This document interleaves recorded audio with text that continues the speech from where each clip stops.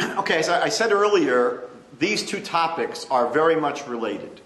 The topics of Trinity and Satan. I'm not going to spell it out. You should be able to figure it out really on your own. So, what's very interesting is if you have read the entire Jewish Bible from cover to cover, the Tanakh, the Jewish Bible, is more than 3 times longer than the Christian scriptures. Almost 4 times as long as the Christian Bible. The Jewish Bible contains much, much more writing. In the entire Tanakh, the entire Jewish Bible, how many times is Satan referred to? So the answer is approximately 3, maybe 4. But basically, we have less than 6 times where the Jewish Bible refers to Satan. The Christian scriptures, which are again about 1/3 to 1/4 as large as the Jewish Bible, contain over 150 references to Satan or the devil. Over 150. So it's very clear that in the Christian Bible, right, the idea, the concept of Satan is considered much, much differently, has much more of a central focus than the Jewish Bible. We're going to see it's not just a matter of quantity. We're going to see it's a matter of quality. There is a teaching, a famous Jewish teaching, I think it was first expressed possibly by Rav Tzadok HaKohen of Lublin, one of the great, great Hasidic masters who died in the year 1900. He died in the year 1900. And Rav Tzadok HaKohen writes that if you want to understand anything in Judaism, if you want to understand anything in the Bible, he says, find the first place the idea appears.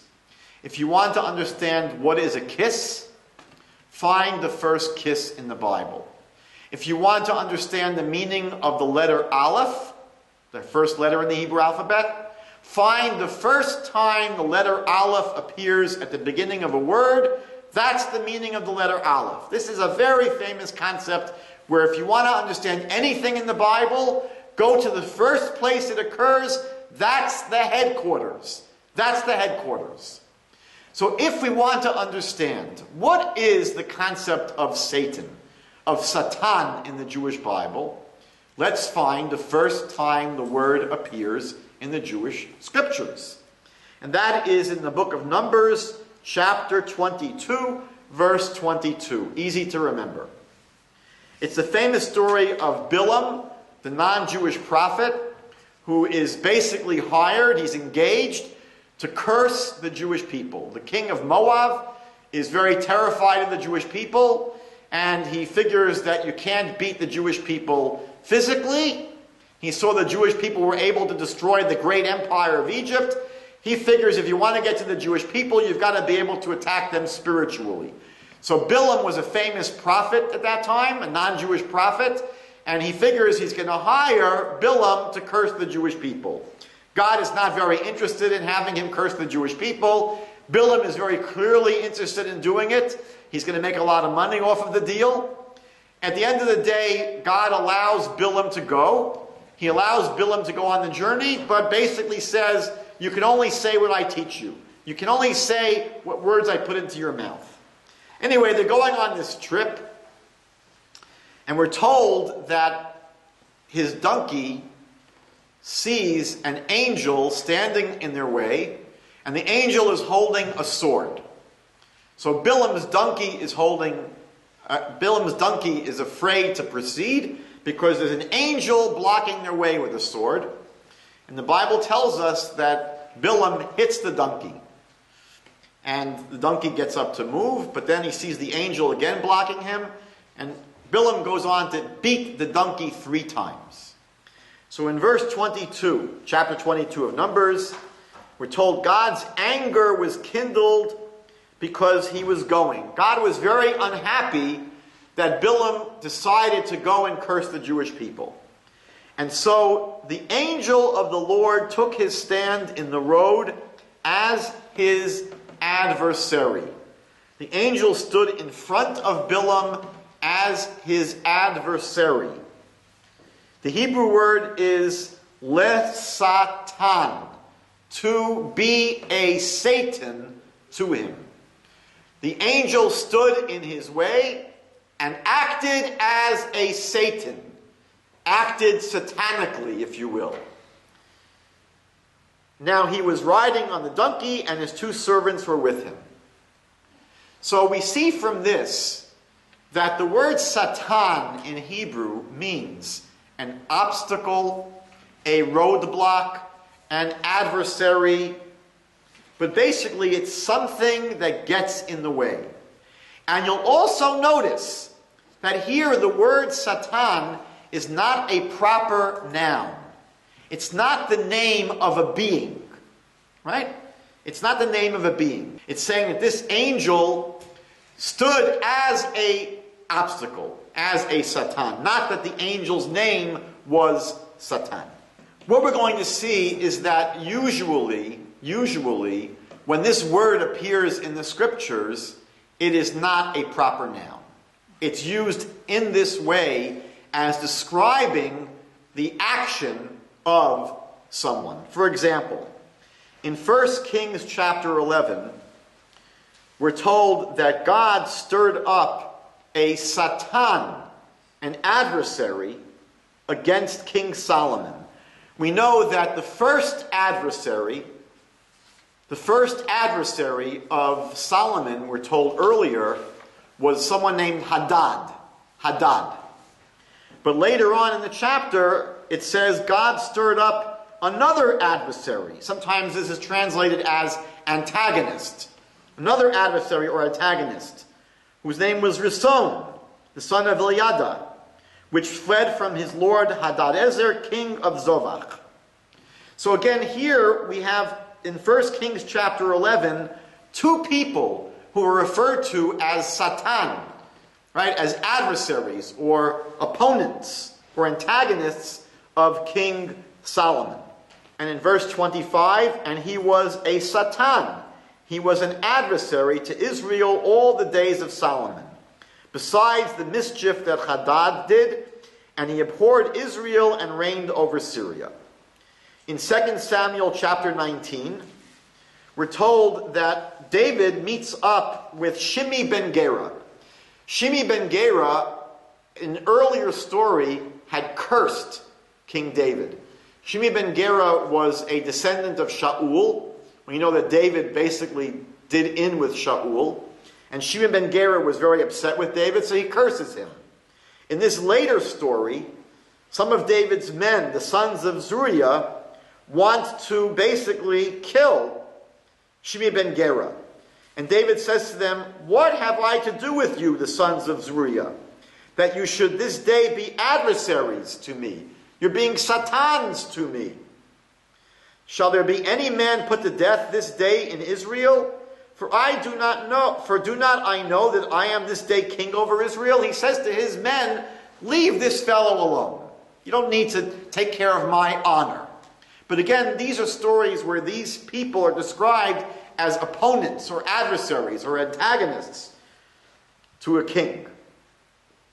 However, there are a few times in the Bible, I think only 3, maybe 4, where Satan is a proper noun. The most famous one is in the book of Eov, the book of Job. We're told the following. One day, Job chapter 1 verse 6, one day the heavenly beings are the angels.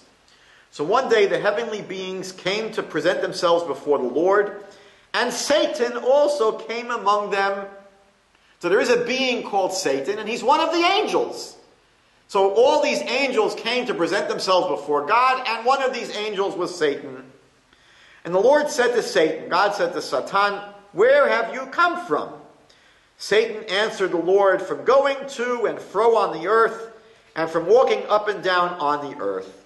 And God said to Satan, "Have you considered my servant Job?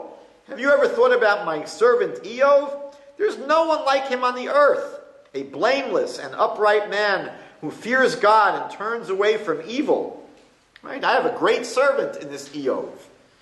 But then Satan answered God, "Does Job fear God for nothing? Have you not put a fence around him and his house and all that he has on every side? You've blessed the work of his hands, and his possessions have increased in the land." Job has a very cushy life. It's very easy for Job to be someone that fears you, God. But stretch out your hand now and touch all that he has, and he will curse you to your face. Satan says, don't think that this Job is so righteous. He's got a very easy, cushy life. But if you make things difficult for him, you'll see that he won't be so loyal to you. So God says to Satan, very well, all that he has is in your power.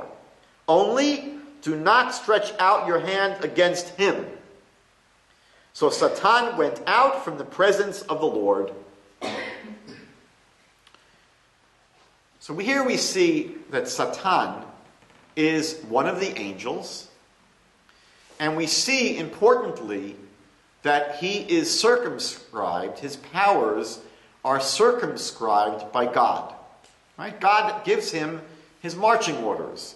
God says, you can do whatever you want to Job, only you cannot kill him.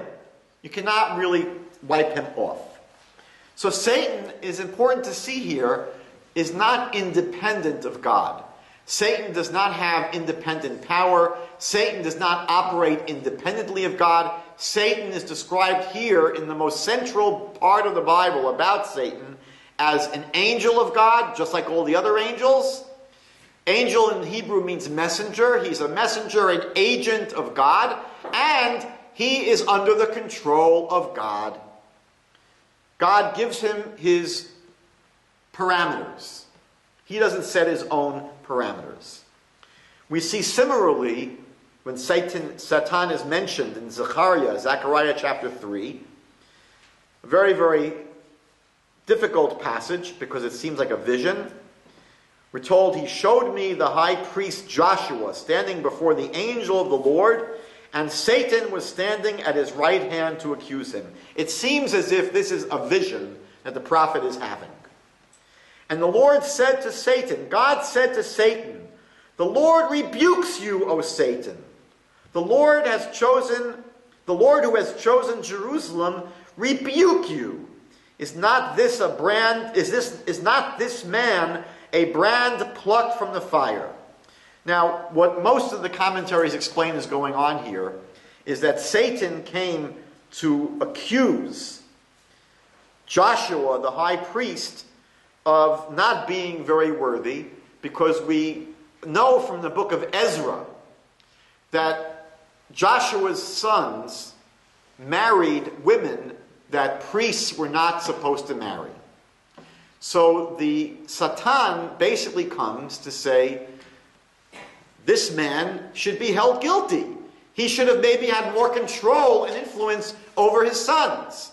So again, the Satan here comes to accuse Joshua the high priest. And God says to Satan, you're being rebuked. You want to accuse Joshua the high priest? I rebuke you. Why? Because this man, Joshua the high priest, is he not a man who was a brand plucked from the fire? What the rabbis explain is that God was telling Satan, he's a very holy man. As a matter of fact, an incredible miracle happened for him when there were 3 people thrown into a fire. 2 of them died, but Joshua miraculously was saved. He was plucked from the fire. A great miracle happened for him. So he's a very holy man. Satan, you shut your mouth. And Joshua was dressed in filthy clothing as he stood before the angel. These filthy clothing are symbolic of his children who were married to these non-Jewish wives. And the angel said to those who were standing before him, take off his filthy clothing. Which means he was basically telling his sons here, you should send your wives away. When you read the book of Ezra, that's what was going on. They were telling the Jews who had married non-Jewish women in Babylon, send these non-Jewish women away. And when you take off these filthy clothing, you send these non-Jewish wives away, the angel said to those who were standing before him, take off his filthy clothing. And to him he said, see, I have taken your guilt away from you, and I will clothe you with festal apparel. And I said, let them put a clean turban on his head. So they put a clean turban on his head and clothed him with apparel, and the angel of the Lord was standing by. Again, the story itself is not important for us. What we see here that's important is that Satan is being rebuked. Satan is essentially under the jurisdiction of God. Two more passages. On the top of the next page, we see two passages that seem to contradict each other. In 2 Samuel chapter 24, it says, the anger of the Lord was kindled against Israel, and he incited David, he stirred up David against them, saying, go count the people of Israel and Judah. Now the rabbis teach us that the reason that God was angry with David here is because in David's last confrontation with Saul, David said that Saul had been incited by God to start up against David. So God says to David here, you're accusing me of being an inciter? I'm going to now incite you in a way that even a third grader knows not to do the sin that you're going to be tempted to do. So here in 2 Samuel 24 verse 1, God is angry with David and he incites David to count the Jewish people. Why is that a problem? Because we know from the Bible that you're not supposed to count the Jewish people. You're not supposed to number them, count heads. And when the Jewish people did have their heads counted, they had to bring special offerings to atone for that. So we're not going to go into the reasons why it's problematic to count people, but the Bible, in the 5 books of Moses, already tells us we don't count Jews. As the line says, we make Jews count, but we don't count Jews. And if you're going to count them, it's done indirectly. So in the Bible, we're told that each Jew gives a half of a shekel, and you can count the Jews by counting the money they contribute, but you don't go 1, 2, 3, 4, 5, 6 to the Jews. So God incited, basically what it's saying here is that God planted a thought into the head of David.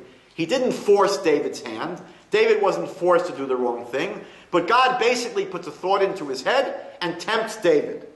So the king said to Joab and the commanders of the army who were with him, go through all the tribes of Israel from the Dan to Beersheba and take a census of the people so I may know how many there are. David goes ahead and does the wrong thing. He counts the Jewish people. However, when the same story is told in the book of Chronicles, Divrei Hayamim 1, 1 Chronicles 21, it doesn't say that God incited David. It says Satan stood up against Israel and incited David to count the people of Israel. Well, how do you reconcile this? In one book it says that God tempted David, and in another book it says that Satan tempted David. How do you reconcile this? It seems like a blatant contradiction. So, the simple resolution is that God tempted David through the agency of Satan. The angel Satan, his job, the word means opponent, obstacle, adversary. So the job of the Satan is to tempt people, to get in their way, to be a bar to their spiritual progress.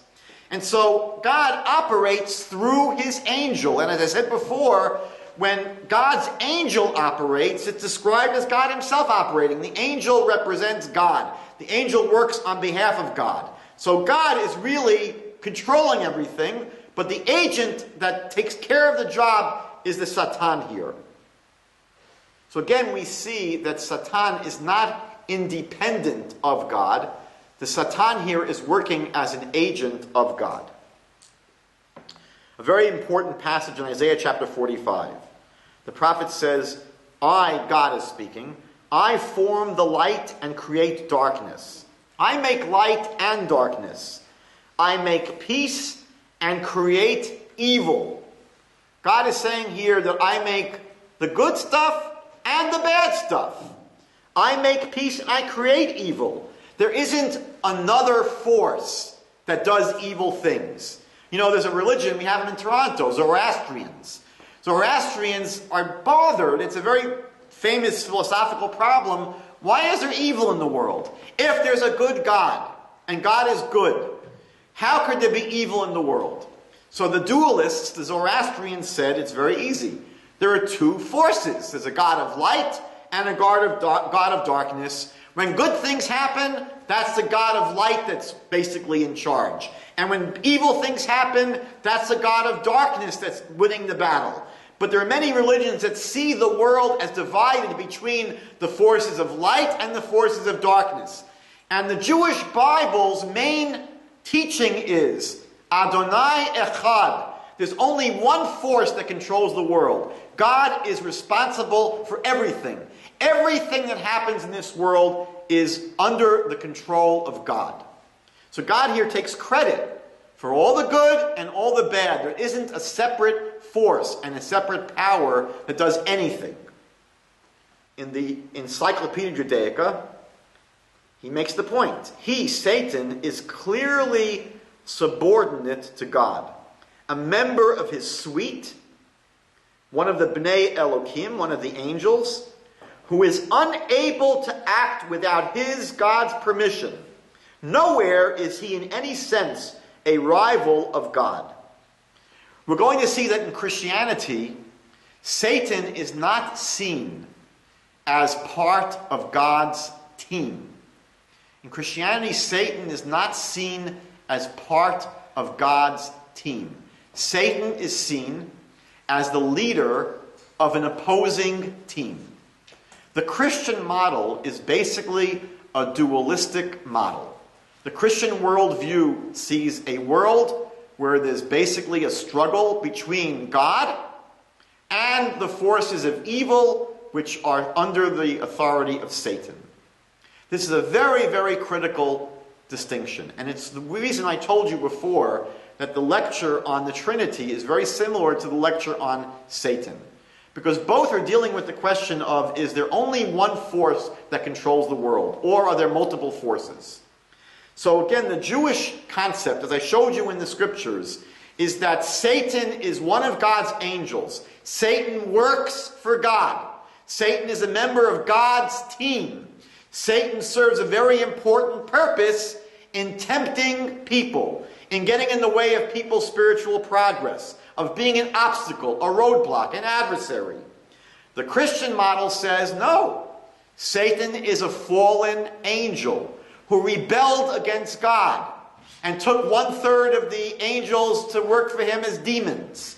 But the Christian model is very diametrically opposed to the Jewish model. Is Satan a member of God's team, or does Satan run an opposing team? In the Jewish Bible, Satan is totally under the jurisdiction of God. In the Christian scriptures, Satan, we're going to see, has independent power.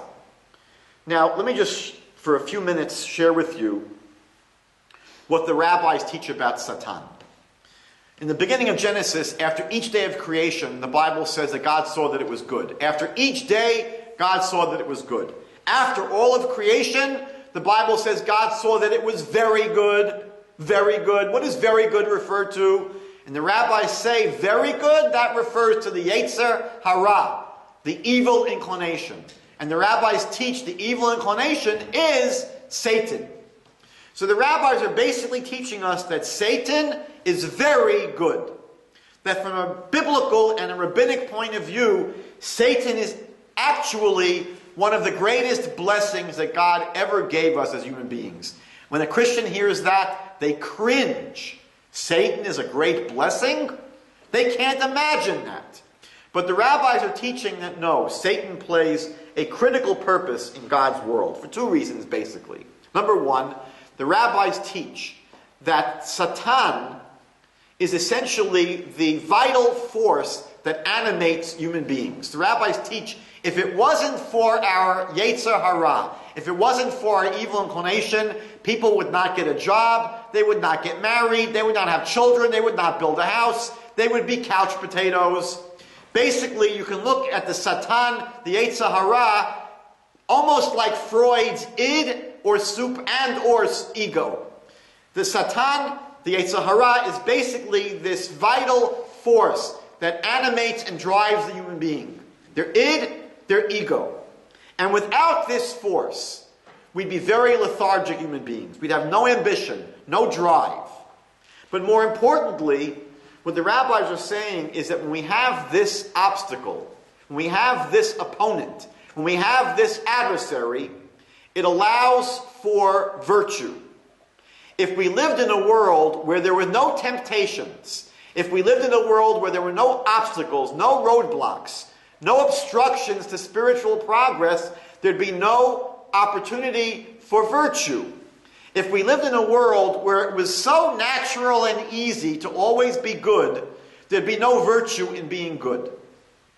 The reason it's virtuous to be good is because there are many temptations not to be good. For example, if there was no sexual impulse, then there'd be very little virtue in people being faithful to their spouses. If the opposite sex looked like a sack of potatoes, then it wouldn't be too difficult not to commit adultery. However, we live in a world where the sexual temptation is very, very strong. So to resist that requires a certain amount of strength, and it shows the person is virtuous. And if people didn't have supernatural attractions to money, if you found a pile of money on the street, $100,000 in a bag, and you weren't supernaturally driven to keep it, there'd be no virtue in returning it. You'd say, money, it could be a pile of dirt. But no, we are very attracted to that pile of money. So for a person to say, I'm going to do the right thing and return it to its owner, that is virtuous. And the reason this is so important, and again, I'm covering a lot of ground philosophically in 2 sentences, but both Christianity and Judaism say, both of our religions say, that the goal of human beings is to be in heaven. We call it in the Jewish faith, Olam Haba, the world to come. Because basically we're only on this world for 120 years max. We're on this world for a very short period of time. But after we finish our journey in this world, and our body decomposes in the ground, our soul exists eternally. Our soul is not physical, it's spiritual. So the end point of human existence for both Jews and Christians is the world to come, is bliss, is heaven. Big question. If the whole purpose for human beings is to be in heaven, why didn't God just stick us there? If God's hope and intention is that all human beings be able to experience heavenly bliss and experience godliness in the next world, why stick people in this crazy world down here, which is so ungodly? Why not just put people automatically in heaven? And the Kabbalists teach a concept called Nahama de Chisufa, the bread of shame. That if you give people a free gift that they didn't work for, that they didn't earn, they don't value it. As a matter of fact, they're embarrassed by it because they had to be receiving a handout. It's almost as if you are so pathetic and you're such a loser, you couldn't get it unless I gave it to you as charity. So the Torah says that God wanted us to live in a world where we have to work and earn our virtue. We have to work to earn our place in the world to come. We don't get it as a free gift. Christianity says it comes as a free gift. Judaism says no, it's not a free gift. You're put in this world, the book of Job says, Adam la'amol yulad. People were born to toil. And the toil that it's talking about is not just going to work for 8 hours a day. It's the toil of overcoming temptations, overcoming our natural resistance to spirituality. And by overcoming these temptations, by passing these tests, by overcoming these roadblocks and these obstacles, things that get in the way, when you climb over and navigate these obstacles, you grow your spiritual muscles. You become a more spiritual person. You grow as a human being. You become a bigger person by exercising your spiritual muscles. So it could be a bad thing for you if you crash into the obstacle, you crash and burn, right? You failed the test, that wasn't good for you. But human beings, we're told, have the ability to pass these tests. God says to Cain, sin is always going to tempt you, but you can rule over it. We have the ability to veto evil and to veto sin. We can climb over these obstacles, and by climbing over them, we can become bigger people and earn our share in the world to come. From a Christian point of view, there's no good reason for putting people in this world. No good reason whatsoever. We understand from a Jewish point of view why God says that the Yetzer Hara, Satan, is very good. because without it we could not be human beings. Let's just conclude by looking at the Christian concept of Satan. In 2 Corinthians chapter 4, "But if our gospel be hidden, it is hidden from them that are lost, in whom the God of this world has blinded the minds of them which believe not, lest the light of the glorious gospel of Christ, who is the image of God, should shine unto them." We've learned before that in the Christian Bible we're told that the Jewish people did not believe in Jesus because Satan blinded their eyes to the truth. But here I wanted you to point out, to show you that the Christian Bible refers to Satan as the God of this world. That's how powerful Satan is. Satan is the God of this world, basically rules this world. So in the Christian concept, again, Satan is a fallen angel that rebelled against God.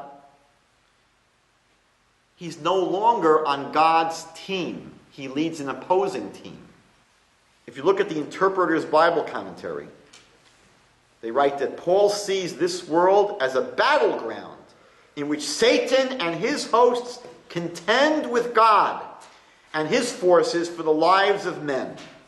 Again, explaining very clearly that in the Christian vision, Satan and God are two opposing teams. It's not one team. It's two opposing teams. And you'll see in John, the Gospel of John, chapter 12, chapter 14, and chapter 16, the Gospel writer speaks about Satan as the prince of this world. Again, Satan described as basically the ruler of the world we're living in. Why? Because you'll see in 1 John chapter 3, "He that commits sin is of the devil, for the devil sins from the beginning." Now again, the idea that the devil sins, Satan sins from a Jewish point of view is absurd. In a Jewish concept, Satan is an angel. Angels don't have free will. Angels can't sin against God. But the Christian model has the devil, Satan, sinning against God, rebelling against God. So 1 John chapter 3 says that anyone that sins because of the devil, who is the ruler of this world. Because the devil sins from the beginning. For this purpose the Son of God, this is the Christian Bible saying, for this purpose Jesus was manifested. For what purpose?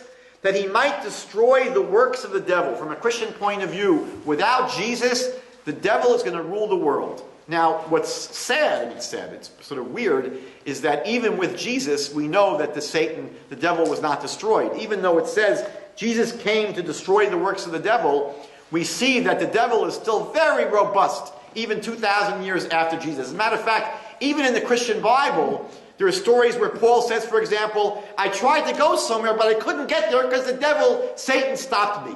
So even in the times of Jesus, he didn't defeat the devil whatsoever. That's, again, another thing that the Christian world puts off until the second coming. Because, again, Jesus didn't accomplish much in this world. Ephesians chapter 6, verse 11, "Put on the whole armor of God, that you may be able to stand against the wiles of the devil. For we wrestle not against flesh and blood, but against principalities, against the powers, against the rulers of the darkness of this world, against spiritual wickedness in high places." Again, it's saying that God is not the ruler of the world. There are dark forces that rule the world. 2 Timothy chapter 2, verse 26, "And they may recover themselves out of the snare of the devil, who are taken captive by him at his will." It's the will of the devil. The devil operates according to his own will, not according to the will of God. So again, a very critical distinction. From a Christian point of view, Satan has his own will. He's not subservient to God. He runs his own team. And again, what's interesting and important is that there's not one passage in the Christian Bible, not one passage, which shows that the devil, Satan, is subservient to God. Not one passage in the New Testament showing that the devil is subservient to God. John chapter 8, verse 44, one of the most problematic verses in the Christian Bible, where the Jews are accused of being of their father, the devil. "And the lusts of your father you do. He was a murderer from the beginning." The devil was a no goodnik from the beginning, and abode not in the truth, because there's no truth in him. When he speaks a lie, he speaks of his own. Again, the Christian Bible saying that the devil, Satan, operates according to his own agenda. He's independent from God. He's not working on God's team. And Acts 26 finally, but arise and stand upon your feet, for I have appeared to you for this purpose, to make you a minister and a witness both of these things which you have seen and of those things which I will appear to you, delivering you from the people and from the Gentiles, unto whom now I send you. This is speaking to Paul, by the way. To do what? To open their eyes and to turn them from darkness to light and from the power of Satan unto God. These are two opposing forces. There's the power of Satan and the power of God. And they may receive forgiveness of sins and inheritance among them which are sanctified by faith that is in me. Again, Satan is contrasted here with God as being the leader, the manager of an opposing team, not working and being part of God's team.